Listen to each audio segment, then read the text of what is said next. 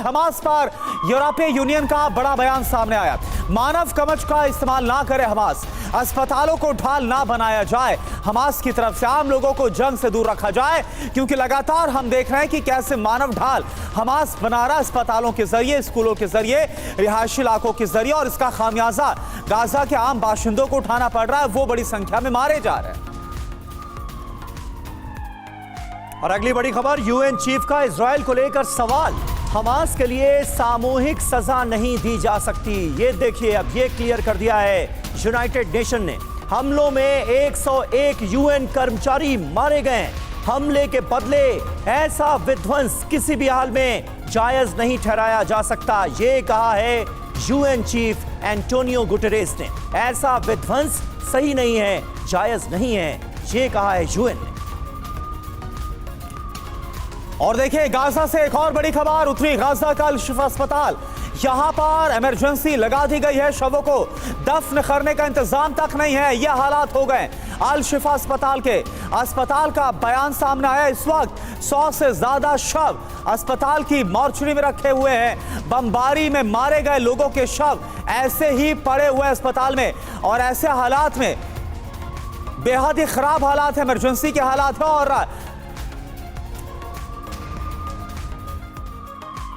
तो देखिए, गाजा में इस वक्त बहुत खौफनाक तबाही मची हुई है। खान यूनुस इलाके की भी एक तस्वीर सामने आई है। ये खास बात यह है कि ये साउथ गाजा का इलाका है, खान यूनुस, और वहां से एक तस्वीर सामने आई है। बमबारी की वजह से यहां पर जगह जगह गड्ढे हो गए हैं। ये देखिए कितने बड़े बड़े गड्ढे हो गए हैं इस वक्त इस इलाके में। आप अंदाजा लगा सकते हैं किस बड़े पैमाने पर इजराइल की तरफ से यहां भी हमले किए जा रहे हैं। आप अंदाजा लगाइए, नॉर्थ गाजा के जो तमाम लोग हैं उनको कहा गया था कि आप साउथ गाजा शिफ्ट हो जाइए, और तमाम ऐसे लोग हैं जो कि कूच कर चुके हैं, पलायन कर चुके हैं, और खान यूनुस के इस इलाके में भी मौजूद होंगे। और अब यहां बमबारी शुरू हो गई है, और इतने जबरदस्त बम बरसाए जा रहे हैं कि बड़े बड़े गड्ढे हो गए हैं खान यूनुस।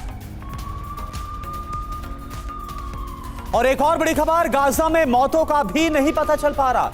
संपर्क टूटने की वजह से खबर नहीं मिल पा रही है कि आखिर कुल कितनी मौतें हो रही हैं, क्या हो रहा है। यूएन ने कहा 2 दिनों से कोई अपडेट नहीं मिल पाई। अभी तक 11,000 से ज्यादा लोग मारे गए हैं, 4,500 से ज्यादा बच्चों की मौत हो गई है। और क्योंकि कम्युनिकेशन लाइन ठप है, संपर्क नहीं हो पा रहा, ऐसे में यूएन की तरफ से साफ कहा गया है कि चिंताजनक बात यह है कि आखिर कितने लोगों की जानें जा रही हैं। अब यह भी सटीक तरीके से कहा नहीं जा सकता, कंफर्म तरीके से, कि कुल कितने लोग हताहत हो रहे हैं।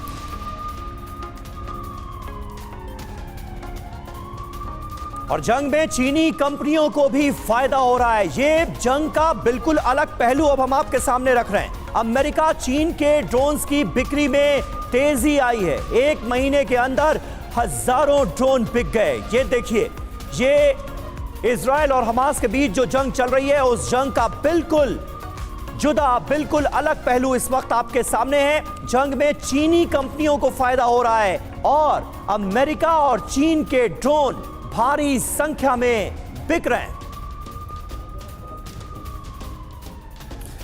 तो देखिए, इससे पहले हमने देखा किस तरह से जमकर रशिया वर्सेस यूक्रेन युद्ध में भी ड्रोन का इस्तेमाल किया गया। तो समझना यही जरूरी कि इजराइल वर्सेस हमास ड्रोन युद्ध का युग क्या अब आरंभ हो गया है। इस युद्ध में 7 अक्टूबर के हमले के बाद हजारों ड्रोन बिके हैं। इजराइल में चीनी ड्रोन की सबसे ज्यादा बिक्री, क्योंकि यह आप देखिए, चीन के विरोध का कोई ड्रोन बिक्री पर असर नहीं हुआ है। चाइनीज ड्रोन अमेरिकी ड्रोन से 5 गुना तक सस्ते हैं। तलाशी, निगरानी, जासूसी के लिए छोटे ड्रोन का इस्तेमाल